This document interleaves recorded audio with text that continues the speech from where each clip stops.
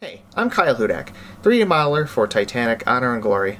I model all sorts of things, including polishing and even modeling of some material elements and props, and high polygon objects, but my primary and biggest task is creating the exterior of the ship. It's what you see before ever boarding, and it's what we're most familiar with, the image of Titanic itself. And as such, it needs a great attention to detail and accuracy. We already have large portions of the exterior model done, or nearly completed, but before we can completely finish it, we need to finish the hull. It's what keeps the ship afloat, arguably, contains most of the interiors, and is the largest, most visible part of Titanic. Its imposing size, giant steel plates, hundreds of portholes, and arrays of rivets present not only a stunning picture and a modeling challenge, but a solid base on which everything else can be built. As well as a guide for modeling outboard interior spaces, so we know how much a given bulkhead or section of hull will curve or slant at a certain point. Due to its complexity and size, the hull has progressed on and off for some time.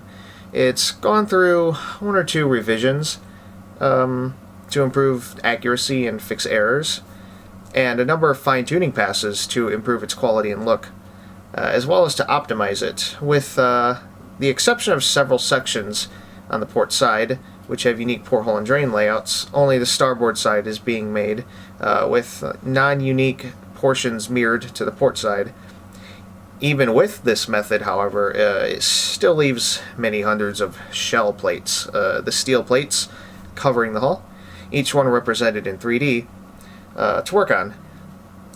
It's no wonder the process has been so time-consuming, but it's a process that will be completed soon, allowing for the rest of the ship to eventually come together in full.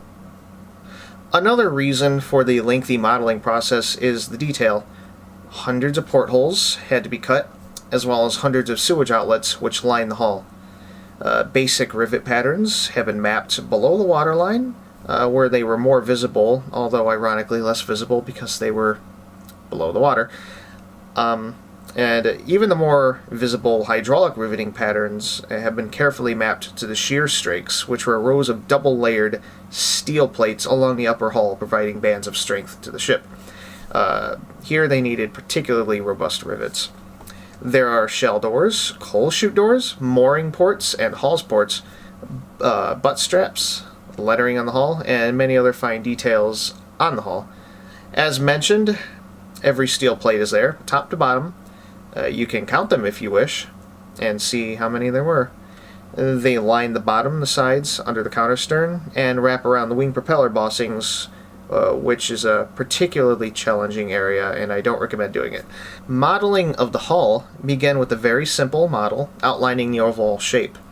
Lines were applied, marking where the plates were, and then those were modeled onto the basic hull. Cylinders, representing different sizes of portholes and sewage drain pipes, were arranged along the hull and used to cut holes. Those holes were cleaned up and then extruded and filled to create porthole rims, glass, and to close off the drains. Plates were beveled to give them a more natural and accurate appearance and to improve their depth. Textures were created for the different colors of the hull and rivet patterns, and each plate was UV mapped one by one, and so the textures could be applied. Over 1,000 UV mappings later, the plates were done. A texture with the many variations of the hydraulic riveting patterns was made, and then carefully mapped onto the shear strakes. Other openings were cut into the hull, and things such as mooring ports and hawse pipes for the anchors were made. Further checks and passes were made to further smooth things and to fix major issues. The next step is to add light map channels and UVs to the 1,000+ plates, one by one, so it can be viewed from any angle and look great at night. There will also be some neat tricks applied within to give more depth to the portholes.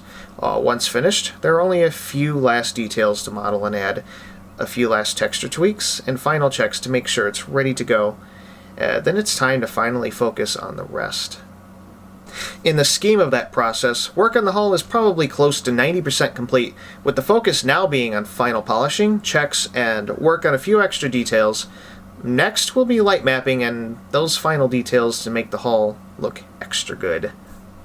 Modeling Titanic's hull is no small task, and the job requires many plans and photographic references. There are general arrangement plans, line plans, CAD plans, sidelight diagrams, sewage outlet lists, rigging plans, and a lot more.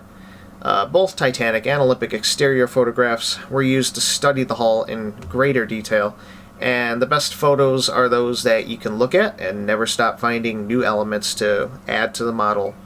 There are also a number of books that help via plans, photos, and descriptive texts. When all is done, the hull alone will be a monster of a model, at least 250,000 triangles so far, averaging dozens to a few hundred per plate, not counting other details.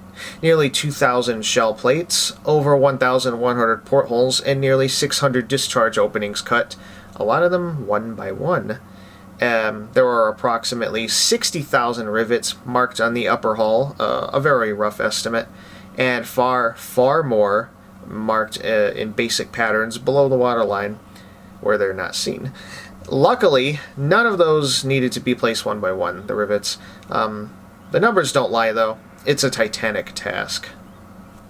All those figures, all that time, all that tedious effort will pay off, resulting in a stunning and accurate model ready to sail the Atlantic in Unreal Engine 4 and complement the even more stunning interiors. By the way, what you see in Demo 3 isn't even the best version of the hull or the exterior. Some of the details here aren't even on that model. Some of them are old versions, and they're going to be far better when it's done.